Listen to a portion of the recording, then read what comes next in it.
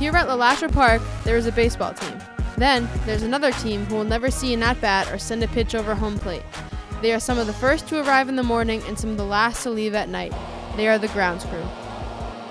Depending on what the team does the night before, if there's a game or whatnot, depending on how late we stay here, we come in around 8.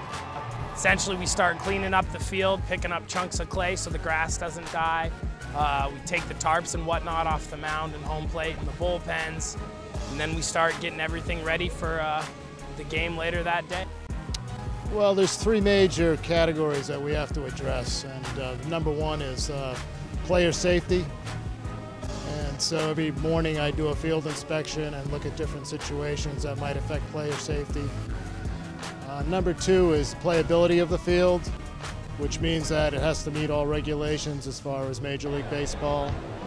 So we have to look at the detail work that we need to accomplish, leveling of the infield, leveling of the base paths, the right compaction at pitcher's mound, the right slopes at pitcher's mound. And the third part of it is what we call the aesthetic value, which is what the spectators see. They come into the park and they look at the field and they say, well, that's a beautiful facility, it's a beautiful playing surface. What we try to do there is keep the place as clean as possible, free of any type of foreign matter. The field at LeLacheur Park requires materials to make the playing surface safe, practical, functional, and long-lasting come game day. It is just dirt, natural soil. It's just got a little bit more clay in it. It's classified as a sandy loam, which is what a lot of people grow gardens in.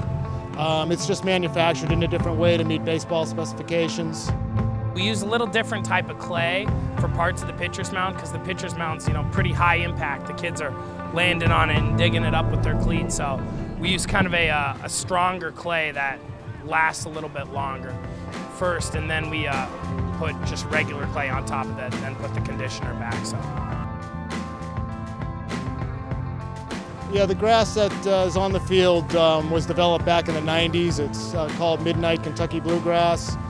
And back in the 90s, they did a lot of genetic testing with comparing one grass to another and blending 2 different types of grasses to create a hybrid, just like they do with any plants.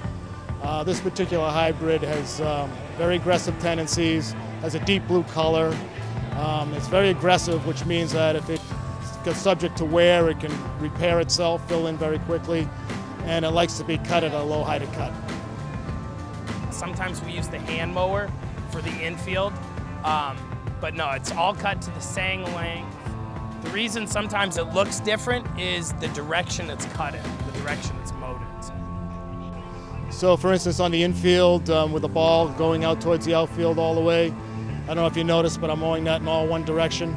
So there's no resistance against the ball if it's traveling in the other direction.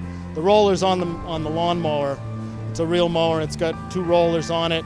They actually roll the grass down. That's what gives you that striping appearance, depending on which way you're cutting.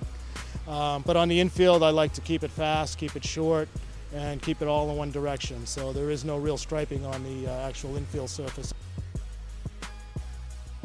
Time management on game day is important for the grounds crew so they can make sure the field looks good come game time. Our schedule during the week when we have games is very tight because the field's out here, the team's on the field at 2 o'clock. So it only gives us a certain window to, opportunity to get the field ready for the whole event, which is multiple use of the field by the home team, by the visiting team, then pre-prep before the game. And then after the game, we have to pick up any debris on the field and take out any cleat marks, whatever we can do after the game.